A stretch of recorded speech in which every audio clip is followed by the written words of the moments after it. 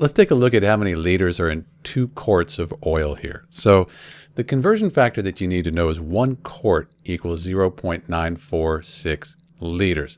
So you might be able to figure out that 2 quarts, that's double that number. So this is pretty close. 1 quart is almost 1 liter.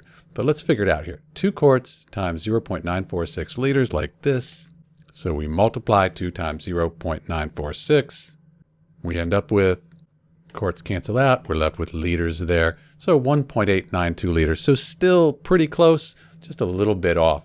Where it really starts to make a big difference is when you have something like 10 quarts of oil and you convert that to liters. Take a look at this.